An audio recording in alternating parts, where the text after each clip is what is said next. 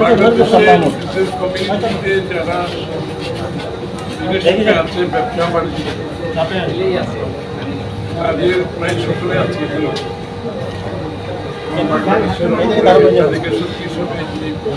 বড় বড় ব্যবসায়ীরা আছে সবাই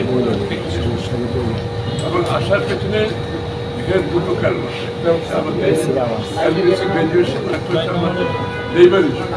কিন্তু অত্যন্ত গুরুত্বপূর্ণ বিষয় বাংলাদেশের ব্যবসা বাণিজ্য বিনিয়োগে আগামী দিনে যে সম্ভাবনা আছে সেটাকে প্রোটেক্ট করার জন্য, রক্ষা করার জন্য আমাদের কিছু বিষয়ে সতর্ক থাকতে হবে। তার মধ্যে একটা হচ্ছে লেবার ইস্যু, একটা হচ্ছে এলটিসি গ্রাজুয়েশন। এই ব্যাপারে আমরা বিস্তারিত ওনাদের আমরা শুনেছি, ব্যবসায়ীদের ওনাদের সুবিধা অসুবিধাগুলো শুনেছি এবং এখান থেকে যেটা প্রতীয়মান হয় পরিষ্কারভাবে যে এলটিসি গ্রাজুয়েশনে যাওয়া এই মুহূর্তে বাংলাদেশের বর্তমান এবং আগামী দিনের ব্যবসা বাণিজ্য বিনিয়োগের জন্য সহায়ক ভূমিকা পালন করবে।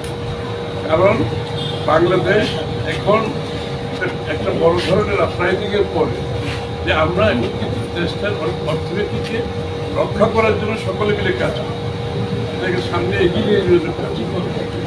সুতরাং এটা একটা বিষয়। আর বিগত দিনে এলটিসি গ্রাজুয়েশনের পরিপ্রেক্ষিতে যে স্ট্যাটিস্টিকগুলো দেওয়া হয়েছিল এগুলো প্রশ্নবিদ্ধ আছে। সব কিছু মিলিয়ে বাংলাদেশের ভবিষ্যৎ অর্থনীতি, বিনিয়োগ, ব্যবসা বাণিজ্য যদি আমরা অব্যাহতভাবে এগিয়ে যেতে চাই, যে নতুন বাংলাদেশের স্বপ্ন আমরা দেখছি, তাহলে এই মুহূর্তে এলটিসি গ্রাজুয়েশনটা আমাদের স্থগিত রাখার জন্য সবার আমরা আলোচনা করতে এই মুহূর্তে স্থগিত রাখার প্রয়োজনীয়তা আছে।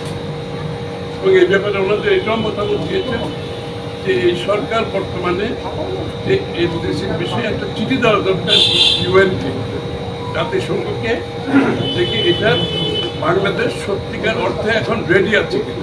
এক্সট্রিম মশার কয়েল প্ল্যান্ট ফাইবার দিয়ে তৈরি, তাই সহজে ভাঙে না, সুগন্ধিযুক্ত ও নিরবিচ্ছিন্নভাবে জ্বলে। ডেঙ্গু, চিকুনগুনিয়া বাহি সহ যে কোনো মশার বিরুদ্ধে দেয় এক্সট্রিম সুরক্ষা। এই মুহূর্তে রেডি আছে কিনা, যে বর্তমান সরকারকে অনুরোধ করা হচ্ছে তারা যাতে চিঠি দেয় এবং ইউএনের রিপ্রেজেন্টেটিভটা এখানে এসে সরেজমিনে দেখে বাংলাদেশের রেডিনেসটা আছে কিনা এটা প্রত্যক্ষভাবে দেখার প্রয়োজন। আর দ্বিতীয়ত লেবার ইস্যুতে যে বিষয়গুলো আছে ওনারা বিস্তারিত বলবেন। আমি শুধু এইটাই বলবো যে লেবার ইস্যুতে যে আমাদের রেটিফিকেশনের ব্যাপারে ওনাদের কোনো সমস্যা নাই, কিন্তু অন্যান্য ইউনিয়নের যে বিষয়গুলো, নাম্বার নিয়ে যে বিষয়গুলো আছে সেখানে এই পরিবর্তনটা আমাদের সত্যিকার অর্থে শ্রমিকদের ভাগ্যের পরিবর্তন হবে কিনা এটা বিবেচনা করবো, কিংবা ইউনিয়নগুলো এফেক্টিভলি কাজ করতে পারবে কিনা এটাও বিবেচনা করবো। এগুলো বিবেচনা না করে তাড়াহুড়ো করে যদি সিদ্ধান্ত নেওয়া হয় তাহলে আগামী দিনে একবার যদি একটা ব্যাড মেসেজ যায় দেশের ভিতরে, দেশের বাইরে, এটা থেকে বেরিয়ে আসা খুব কঠিন। আমি কথা শেষ করছি আমার মানুষদের পক্ষ থেকে, ব্যবসায়ীদের পক্ষ থেকে আমাদের ধন্যবাদ।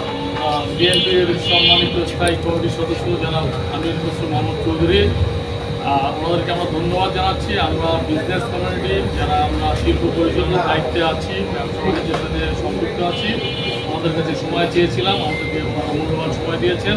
আমাদের অনেকগুলো বিজনেস কনসার্ন আছে, বাট এই মুহূর্তে আমাদের সবচেয়ে বড় কনসার্ন হচ্ছে এলটিসি গ্র্যাজুয়েশনের ডিফারমেন্ট নিয়ে কথাবার্তা বলা, আর হচ্ছে labour law amendment. Labour law amendment করতে আমাদের কোনো আপত্তি নাই। আপনারা জেনে থাকবেন 124টা পয়েন্ট নিয়ে টিসিসিতে আলোচনা হয়েছে। 124টা পয়েন্টের মধ্যে আমরা 122টা পয়েন্টে একমত হয়েছি।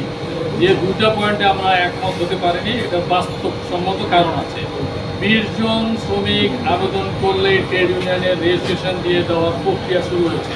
এই মুহূর্তে যেটা আছে শতকরা 20 জন। একটা শিল্পে যদি 5,000 লোক থাকে, 3,000 লোক থাকে, 10,000-এর উপর লোক আছে, এমন শিল্প আছে আমাদের, সেখানে মাত্র যদি 20 জনের ট্রেড ইউনিয়নের রেজিস্ট্রেশন দিয়ে দেওয়া হয় এবং একটা শিল্পে সর্বোচ্চ 5টা রেজিস্ট্রেশন দিয়ে দেওয়া হয়, তাহলে শিল্প টিকবে না। এটা আমাদের একেবারে রুট লেভেলের বাস্তবসম্মত অভিজ্ঞতা। দ্বিতীয় হচ্ছে যারা শ্রমের অধিকার নিয়ে দীর্ঘদিন কাজ করেন তারা পিছিয়ে যাবেন 20 জন নিয়ে ট্রেড ইউনিয়নে রেজিস্ট্রেশন দিলে।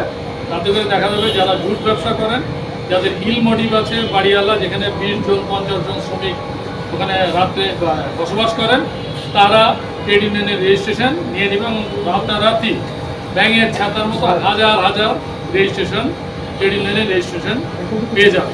তো এটা আমাদের বিগেস্ট কনসার্ন।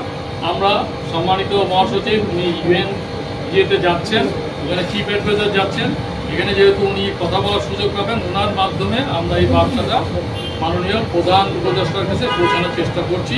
এলডিসি গ্র্যাজুয়েশন আমরা পোস্টপোন করতে চাই না, আমরা ডেপার্টমেন্ট চাই, সেটাও বলেছি নির্দিষ্ট মাত্র 3 বছরের জন্য, এবং 3 বছর ডেপার্টমেন্ট এই জন্য লাগবে আমরা এখনও প্রস্তুত না। এর মধ্যে একটা আছে ফলসিফাইড যে ডাটার ভিত্তিতে করা হয়েছিল, এটা হচ্ছে মূল বিষয় হচ্ছে আমাদের ইনফ্রাস্ট্রাকচার এখনও রেডি না।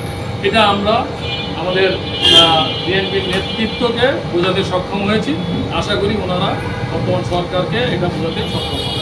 নির্বাচনের বিষয়ে তো শুধু বাংলাদেশের ব্যবসা, বাংলাদেশে যারা ব্যবসায়ীরা আছেন, বিদেশি বিনিয়োগকারীরা আছে, আগামীতে যারা বিনিয়োগ করতে চাচ্ছে, সকলের একটা কথা যে সকলে নির্বাচনের অপেক্ষায় আছে।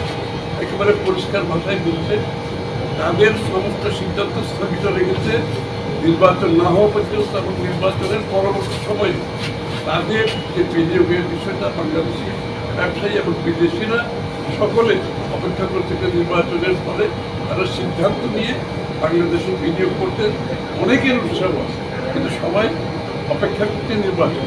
আমরা সরকারের কাছে আমাদের এটা ব্যাখ্যা করেছি এবং এখানে আমরা হলো বিএনপি নেতৃত্বের কাছে দিয়েছি। আমাদের থ্রেশহোল্ড আছে 100 থেকে 1500 হলে কতজনের ট্রেড ইউনিয়ন হওয়া উচিত, সেটা হলো 200 অথবা 15%।